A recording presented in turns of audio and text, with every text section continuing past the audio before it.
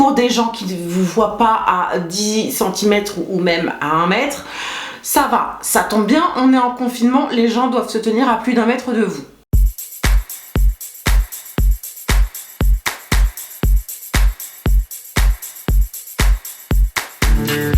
Hola YouTube, bienvenue sur la chaîne Grain de Beauté. Aujourd'hui, je vous propose une vidéo crash test revue d'un fond de teint qui a fait plutôt le buzz sur les réseaux et un fond de teint que je n'avais encore jamais testé. Aujourd'hui, nous allons faire la revue du fond de teint de chez Charlotte Tilbury, le Airbrush Flawless Foundation, longue tenue jour et nuit. Ça fait maintenant plusieurs temps que j'utilise ce fond de teint. Heureusement, je l'ai acheté donc chez Sephora, à 40 € d'ailleurs l'unité. C'est un flacon en verre assez lourd avec un capuchon comme ça type rose gold. Il est en flacon pompe. Moi, ce que j'attends de ce fond de teint, c'est qu'il y ait de la couvrance pour pouvoir planquer mes petites cicatrices d'acné, qu'il ait un aspect invisible sur la peau et surtout qu'il ait une très longue tenue, du moins qu'il tienne du matin au soir pour que je puisse passer ma journée en toute sécurité et en toute sérénité. Voilà. Donc si cette vidéo crash test revue sur ce fond de teint vous intéresse, eh bien je vous laisse avec les images. Ok, j'ai baissé un petit peu la lumière pour que vous ayez une meilleure idée de ce qu'il y a à planquer, évidemment, puisque on peut tricher avec la lumière de la caméra. Le but n'est pas de tricher, mais de vous donner un vrai avis avec un vrai résultat, des vraies images, etc.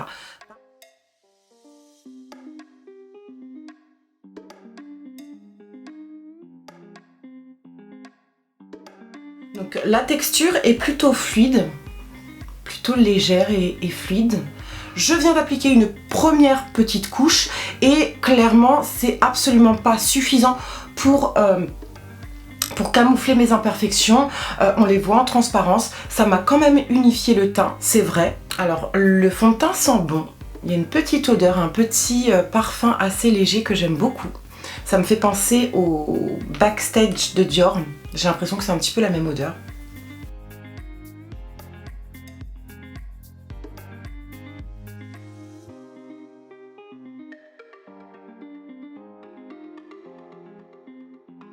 Donc j'ai appliqué la deuxième couche sur mon visage, ça m'a à nouveau bien unifié le teint, donc le fond de teint est clairement modulable, ça c'est plutôt cool. La teinte ne s'est pas oxydée également, ça c'est important de le noter. Le fond de teint s'étire très bien sur la peau, s'applique assez facilement, il se travaille facilement également et lorsque je regarde de plus près, j'ai pas particulièrement l'impression de porter un fond de teint. Si à ce stade là, malgré les 2 couches de fond de teint, je ressens besoin de venir corriger à nouveau mes imperfections avec mon anti-cerne par exemple, c'est ce que je vais faire.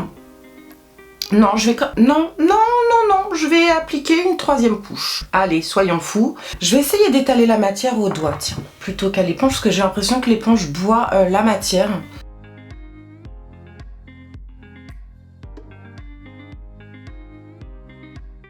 Il est vraiment très étirable le fond de teint. Franchement, j'ai pas mis beaucoup de matière et là, je peux faire toute ma joue, quoi.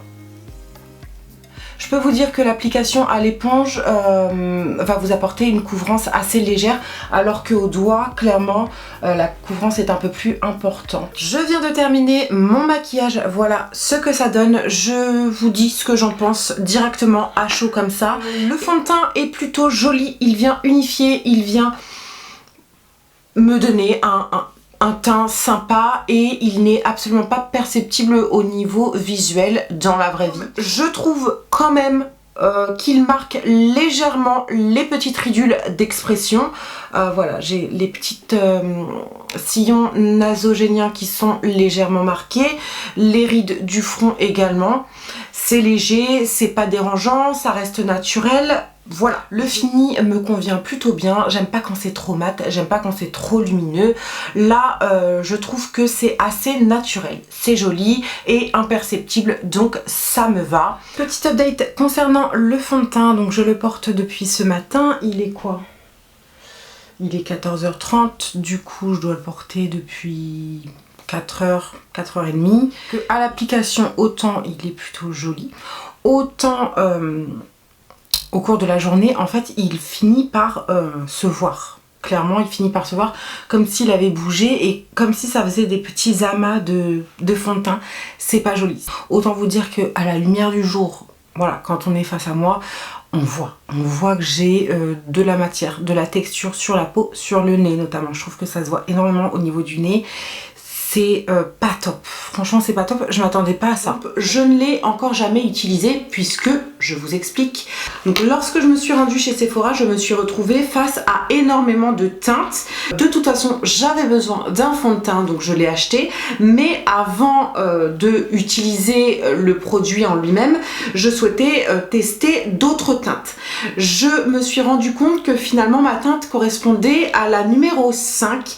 Sauf que il y a 3 teintes ou du moins 3 sous-tons sur le numéro 5. Il y a donc la teinte 5, la teinte froide, la teinte neutre 5,5 et l'autre qui correspond à une teinte chaude. En utilisant en alternance les deux, aussi bien le froid que le neutre, je suis incapable de vous dire quelle est ma teinte parce que j'ai l'impression que c'est ni l'un ni l'autre. Je pense peut-être que ma vraie teinte exacte serait le 5 mais le numéro chaud avec un sous-ton chaud.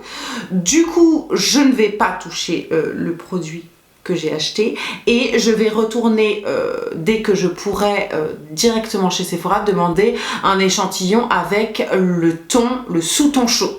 Déjà, pour choisir sa teinte, je trouve ça un peu limite quand même. L'avantage, c'est qu'il y a tellement de tons et de sous-tons que on peut forcément trouver celui qui nous convient, mais à la fois il y en a tellement que il faudrait tous les tester pour trouver la teinte exacte. À l'achat du produit, il faudrait, je pense, selon moi, proposer à la cliente les différents sous-tons de son fond de teint.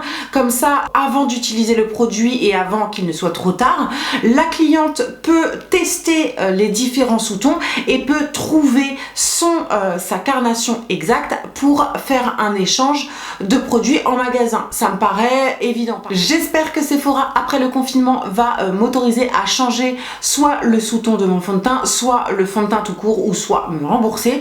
Bref.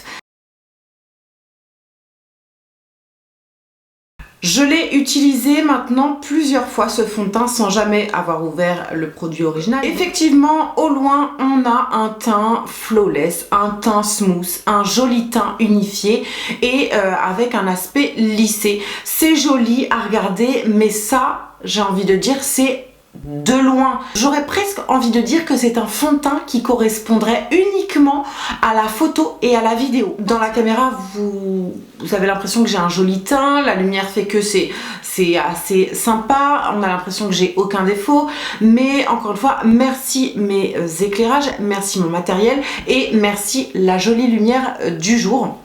Dans la vraie vie, mon teint ne correspond pas vraiment à ce que vous pouvez voir en caméra. Je trouve que le rapport couvrance et aperçu sur la peau, on est plutôt pas mal. En fait, il a une couvrance assez importante, mais avec un aspect un peu invisible sur le visage.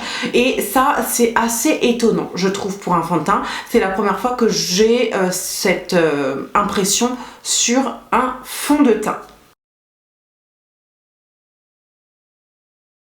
Dès la première fois où je l'ai utilisé, j'avais quand même un aspect visible, un aspect matière sur le visage et plus particulièrement au niveau du nez.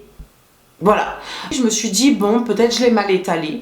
La deuxième ou troisième fois que je l'ai porté, il y avait un aspect matière uniquement sous l'œil, comme si le fond de teint se déplaçait par plaque. Je sais pas comment expliquer, mais en fait l'aspect c'était comme si j'avais mal estompé le fond de teint, alors que vraiment je l'ai appliqué au Beauty Blender et je me suis vraiment attardée sur le fond de teint. Ça mettait en avant tous les pores de ma peau, alors que j'ai pas particulièrement de problème de pores apparents. Voilà, et là clairement on voyait des espèces de plaques, mais vraiment presque sous l'œil, alors que de base sous mon œil j'applique de l'anti-cerne. J'ai pas compris. Troisième point, je trouve que malgré le fait qu'il a un aspect un petit peu lissant comme ça de loin, je trouve qu'il marque les rides de déshydratation ou les rides d'expression. Troisième point négatif concernant ce fond de teint, et je l'ai entendu nulle part, je ne comprends pas, c'est que le fond de teint bouge. Le fond de teint se déplace au fur et à mesure de la journée, et rien que là, dans mon miroir, je peux constater que au niveau de la couvrance, il est en train de se barrer. Avec un simple geste des mains sur mon visage, la matière se déplace, la matière disparaît, comme si elle n'avait jamais adhéré en fait à ma peau. Pareil, chose que j'ai notée également, c'est qu'il y a un vrai transfert de mon teint sur mes mains par exemple, ou voilà, sur n'importe quel tissu ou quoi. Alors, je tiens à préciser que j'ai la peau normale à mixte. Ces derniers temps, elle a tendance à se déshydrater, c'est vrai, donc petit problème de sécheresse, et ma peau a besoin d'hydratation, a besoin de boire un maximum. Donc ce que je fais très régulièrement, c'est qu'évidemment j'applique une base hydratante sous mon fond de teint, et j'applique également un spray hydratant pour venir hydrater mon teint et fixer mon teint. Mais j'ai testé ce fond de teint sans base hydratante et sans spray particulier, et j'avais exactement le même problème. Je l'ai acheté le 12 mars. Pour résumer concernant mon avis sur le fond de teint Airbrush Flawless de Charlotte Tilbury, pardon. Pour moi, il ne m'est pas du tout adapté, il ne convient pas à ce que j'attends d'un fond de teint. Dans un premier temps, effectivement, il va vous donner un joli teint avec un aspect assez lisse, plutôt joli, mais ça restera uniquement en photo et en vidéo ou à plus d'1 mètre de vous. Voilà.